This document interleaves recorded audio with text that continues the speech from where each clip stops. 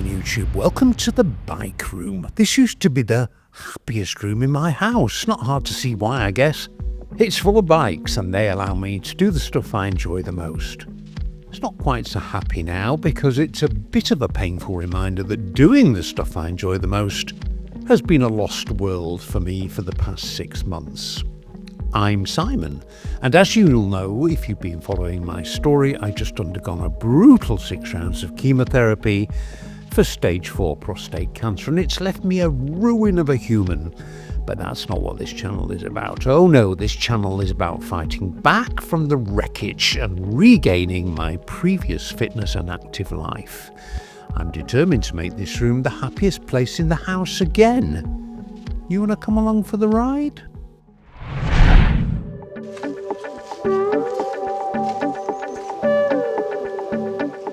Welcome to chapter 5 of Simon Rides On. That's the name of the channel.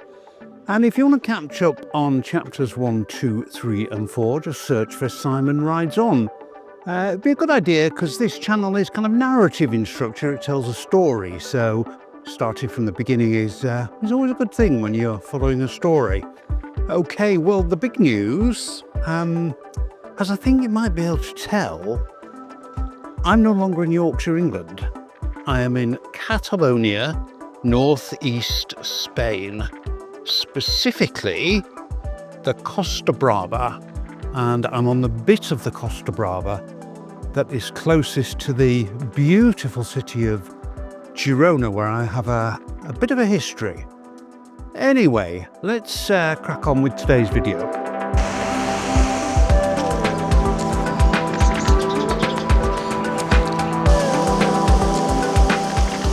Well, as you can see, the weather here is, well, it's a bit of an upgrade on Yorkshire, England, and that's important to me because it's going to make the stuff that I want and need to do to get fit again a good deal easier. This climate will be an ally for me.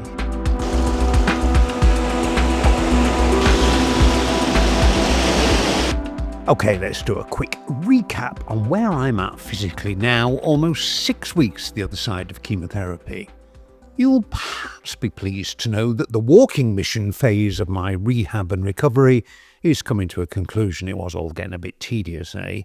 The nadir, though, you may recall, was a descent into the hell of a mere 3,700 steps a day at the end of chemo. Well, within a couple of weeks, I doubled that to around 8,000 steps a day, and then I had a bit of a setback when the body rebelled against my possibly over-optimistic target setting. I then had a week of consolidation at around 8,000 steps a day on average. Well, since arriving in Spain, there are definitely signs of life in the old dog.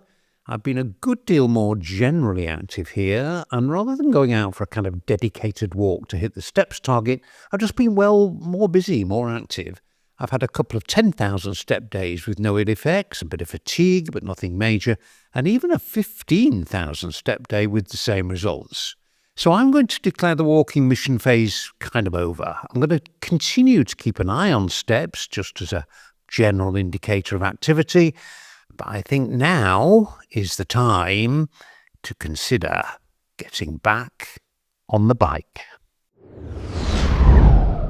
Well, we'll get to all of that shortly, but first perhaps I should explain how I came to be in Catalonia. This is Girona.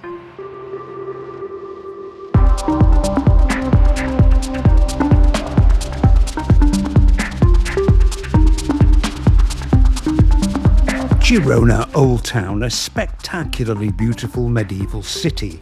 I first came here on a work trip and I loved it immediately. The old town is virtually car-free and it's full of amazing and well-preserved medieval architecture. It's a special place with a unique atmosphere. The surrounding countryside is also spectacular. In fact, I have another YouTube channel called Girona Bike Rides, which highlights what a wonderful place this is to be a cyclist. And the city has become something of a mecca for cyclists from all over the world. Attracted by the old town, the fantastic climate, and great bike shops, cafes and restaurants. I came for a second time on a cycling holiday with mates and I was hooked. Then, in 2017, I was diagnosed for the first time with prostate cancer. And, cancer cliché alert, it forced me to reflect on where I was in life and where I wanted to be. And that place was Girona, so we bought a small apartment right in the heart of the old town and set about renovating it. That kept me out of mischief for a while. We enjoyed a wonderful few years in Girona, but after a while, the lure of the coast became too strong and we upped sticks for the Costa Brava. And that's where you find me today in the bike room. Yes, I've got too many bikes, if there is such a thing. I know I've got too many bikes. You can only ride one at a time, for goodness sake. But you can't just let them go each time they procreate, can you? So, over the years, the stable has grown to 5, but each has a purpose, from a light climbing bike to a gravel bike to a bike that goes pretty fast on the flat in a straight line. I also have one e-bike. Now, this was one of those mad impulse purchases. I was still in Girona and had a mate who ran a bike shop. I'd popped out to get some milk and called in to see him. He had this bike, it was a demo model, and he needed rid of it. It was cheap as chips. Well, you know what happened next, I guess. I went home with the milk and an e-bike. Not planned, not really considered, seduced by a screaming bargain. Anyway, I made a deal with myself. I didn't want at that stage in life to only ride an e-bike. So the rule was that I only use this thing off-road on steep, rocky gravel trails mostly. And my God, was it fun. That's the thing about e-bikes. They're just the most enormous fun. They put a huge smile on your face.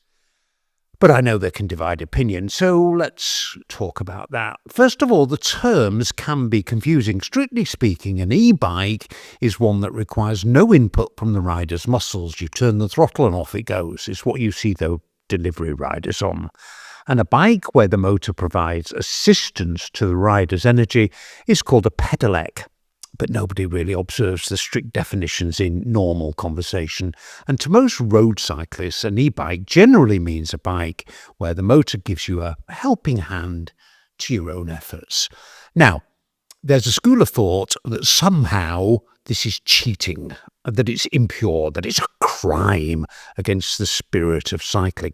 I just don't get this. To me, anything that gets more people on bikes is a good thing.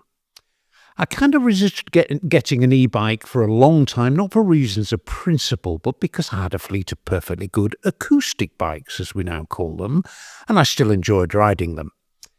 But the bike I bought when I went out for the milk began to change that. As a die-hard roadie, I had to maintain that weird sort of demarcation I mentioned earlier, only using it on gravel, but goodness me, I enjoyed riding it. Riding an e-bike is like having a permanent tailwind. It's what it would feel like if you were really, really fit, like pro rider fit, and no one can tell me that it's not fun. So for a while I mixed acoustic and electric with the balance skewed towards acoustic. My e-bike is horrendously heavy though. It's something like 30 kilos and it's an absolute nightmare controlling it downhill, especially on loose rocky gravel. I took a couple of pretty heavy tumbles. So when this cancer thing struck, I had a bit of a think. And I decided I was going to upgrade the e-bike for a couple of reasons. One is the obvious.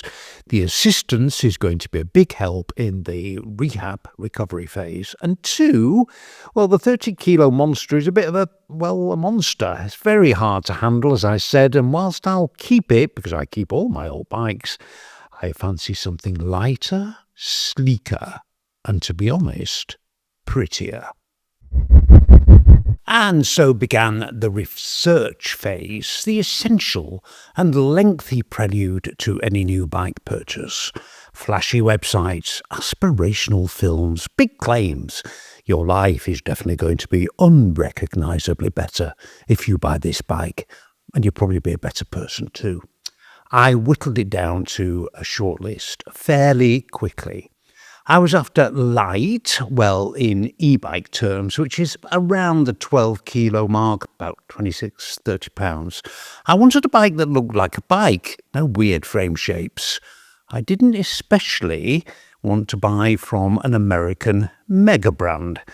Make your own mind up about my reasons for that decision.